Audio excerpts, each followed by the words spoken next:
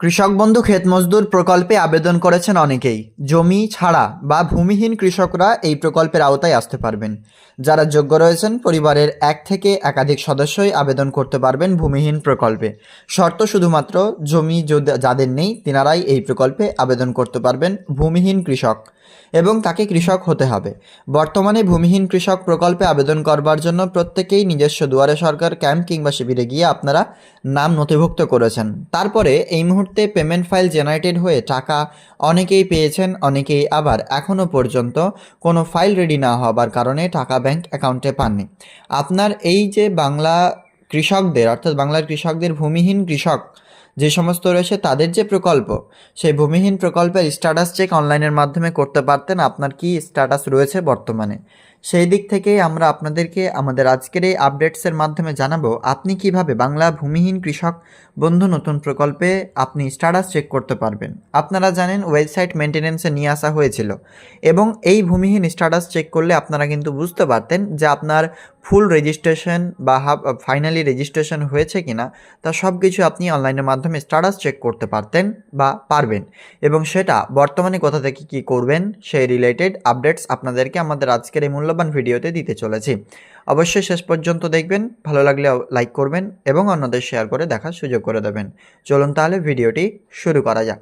সর্বপ্রথম আমরা আপনাদেরকে নিয়ে চলে যাচ্ছি হোম স্ক্রিনে, যেখান থেকে আপনি কৃষক বন্ধু নতুন প্রকল্পের যে ভূমিহীন কৃষক রয়েছে তাদের স্ট্যাটাস কিভাবে চেক করবেন সেই দিকে।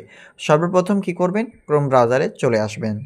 দেখুন, ভূমিহীন ক্ষেত মজদুরদের জন্য এই লিঙ্কটি কার্যকরী করা ছিল kৃষকবন্ধু.wb.gov.in/ দিয়ে এগ্রিকালচার দিয়ে একটা হাইফেন দিয়ে আমরা দেখতে পাচ্ছি লেবার রয়েছে।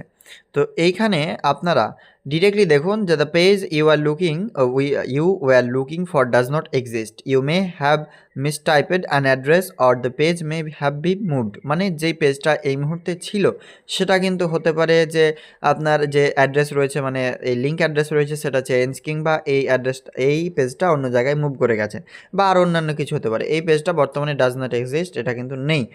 এবং আপনাদেরকে দেখাতে পাচ্ছি এখানে এই লিঙ্কটা থেকে আমরা দেখতে পেলাম না। এবার চলুন আমরা ফার্মার সার্চ এখানে অ্যাড করে দিচ্ছি এই শেষটুকুতে। তারপর কি দেখাচ্ছে একবার লক্ষ্য করবেন। যেমনটা দেখুন, আমরা এখানে কিন্তু ফার্মার সার্চ যে রয়েছে সেটা কিন্তু এখানে ইনপুট করে দিলাম। মানে ডিরেক্টলি আমরা স্ট্যাটাস চেক করার যে লিঙ্ক আমাদের কাছে ছিল সেই লিঙ্কে আমরা চলে এসেছি। কি দেখাচ্ছে দেখুন, যে সার্ভার আন্ডার মেনটেনেন্স। এপ্রিলের 24 কিংবা 25 তারিখ এরকম এখানে এন্ড টাইম ছিল, এটা শিডিউল ডাউন টাইমে। এখানে এখন বর্তমানে দেখা যাচ্ছে যে 30 এপ্রিল করে দেওয়া হয়েছে। 10 এপ্রিল থেকে 30 এপ্রিলের মধ্যে এটা কিন্তু আন্ডার মেনটেনেন্সে রাখা হবে। তারপরে ঠিক 30 এপ্রিল এই টাইমের মধ্যে এটি আপনারও এনেবল করে দেওয়া হবে। এবং এখানে বলা হচ্ছে যে essential upgrades and security patch will be ব্যাকশন। এখানে সার্ভিস আন্ডার মেনটেনেন্স এবং ডাউন টাইম এখানে বলে দেওয়া হয়েছে কবে এটা ঠিক হতে পারে।